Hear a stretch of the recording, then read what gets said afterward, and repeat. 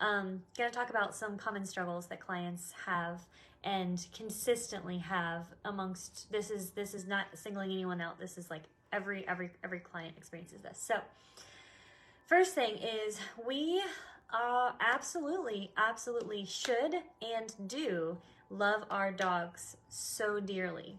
And sometimes what that looks like is we're afraid to have a certain kind of tone with them or response to them because we don't want them to not like us, or we don't want them to fear us, or we don't want to be mean to them, what we perceive as mean, or we don't want to be harsh with them, what we perceive as harsh. But we're so struggling and frustrated and pulling out our hair because they're not listening to us, right? So how do we get our dogs to listen to us? Make sure they know that we love them, and have them receive us in the leadership position that we should be in, and then take that follower kind of backseat position. And this is really a big struggle with clients, because you don't just one day hire me and me tell you, well, your dog is in the boss role, and you need to clearly teach them yes and no, right? And then you don't just like after one lesson, like boom, have an epiphany and suddenly clearly communicate in body language and energy and tone of voice, in follow through with your actual action or leash correction or whatever, and teach them yes and no in like one time, right? It's a progression of events, of learning your voice, stretching your wings, finding what you can, how to say this, how to say that. And then I kind of step in and show you, okay, they didn't take that as a clear no, here's how to follow through. But you're still hesitant to do that because you don't want to be, any kind of way to your dog. Now, part of it is that I have taken my emotions out of the process because it's not my dog, right?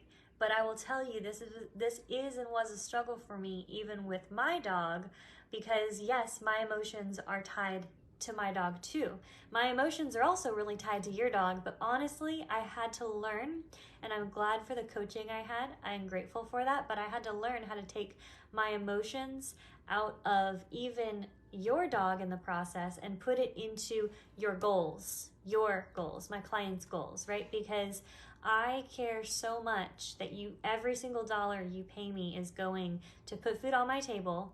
It's going to pay, my bills. It's going to keep my lights on and pay for like equipment and stuff, and my medicine that keeps me alive. So I'm so grateful. But I also take that as you've made an investment, and you need to hear from me what you need to hear, not what you want to hear. And I really do the best job I can. Hopefully I've done a good job with you to, be tender with your emotions and gentle in my communication, but also clear that unless your dog takes your yes and your no seriously, they're not going to see you in that leadership role, and you're just going to continue to be frustrated, right? Because I really want you to get results, and I care more that you get results than that you feel like your dog doesn't think you're, a firm person, or I think that we have these pictures of like mean or harsh or unloving, and we associate that because we've had issues with people in the past who've been mean, harsh, or unloving or whatever. And I get it, because I went through 27 nonstop years of extreme verbal abuse. So I know that words are piercing. I know that tone of voice makes a difference. But your dog is an extremely auditory and extremely physically sensitive to variable degrees animal that reads body language, that reads energy, that reads mood, and these are the tools we need to use to communicate clearly to them. The leash is an extension of that communication, but it shouldn't be the only communication, right? Because we want to get them off the leash and off the equipment where they're taking your yes and your no seriously. So when I come back for session 2, I come back for session 3, session 4, sometimes as late as session 6 or 7 or 8, and clients are still, when their dog does something wrong and the first response they have is not no, and then going to them swiftly and giving them a leash correction with that drag line, whatever the equipment is that the drag line is attached to, I am going to myself, okay, what have I not made clear? You know, and I try really hard to kind of coach you in the moment to do that. But it really does take practice. It just takes practice at doing that. And the willingness to, you know, to grab a hold of yourself, because look, I used to yell at my dogs all the time, not yell, right? But I used to say anything but no first. I would say, Daisy, you know, and so when I hear people using their dog's name, I'm just like, okay, let's get off that habit, because your dog's already not listening to you using their name. We want to just use their name for positive. So, you know, some people go or whatever, and I've done that too, or just clap or you know, clap or snap or whatever. Something abrupt. These help. You know, you can shake a can of coins if you want. You can use an air horn. I don't really suggest anything loud or scary, you know, and to me there's kind of a line of what's loud and scary depending on the dog, right?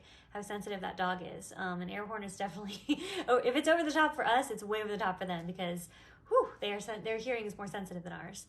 Hey Janice, sorry for the later 5 o'clock live, but thanks for sticking with me. I'm glad you're here.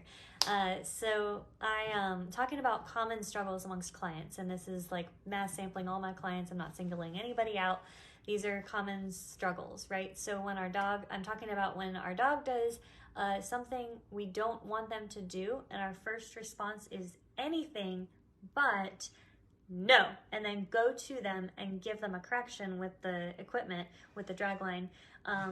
We get them to the point where we say a solid, clear no, and then they pause and they look at us. That's when we know they're listening to us, right? That's when I teach people, like, that's when you can start to think about not having the drag line on them, or, you know, try without the drag line. And if they act like, I'm free, and, you know, okay, then we'll go back to the drag line. We'll work on it. But I had a really great client this week I did a consultation with, and she literally told me that she did the exact same thing. Like, on her own premonition, she used to have her dog that she rescued drag around a leash. And I said, that's awesome. When did you stop doing that? When did he go free, right? And she said, when he would pay attention to my voice. You know, I'd just go, and you know, his name is like a human name, so name, you know, hey, you know, no, whatever. And she uses a very quiet tone with each of her dogs, and all of them, she has 4 dogs, all of them respected her no, or her little body language. And I was very, very pleasantly impressed with that. And so, you know, this was a really fun consultation for me, because I was like, you already are doing so many things right, you know. And so that was really cool for me to learn, like, someone else on their own premonition literally did the same thing that I teach, which is drag line until the dog's listening to your verbal yes, no, hey, command, blah, blah, blah, whatever. So that's a really common struggle. And this goes back again to the emotions. We get in our heads that we don't want our dogs to think we don't love them, and for whatever reason, for understandable human psychological reasons, right, whatever they may be, we associate like clarity and firmness, sometimes because of backgrounds of abuse. I get it. I just told you guys, verbal abuse for 27 years. I get it. But we associate those firm, clear communications with our dogs and think to ourselves, ooh, I don't want to be mean. I don't want to be firm. I don't want to be whatever. And so we opt for being annoyed. We opt for having a warning tone in our voice. No.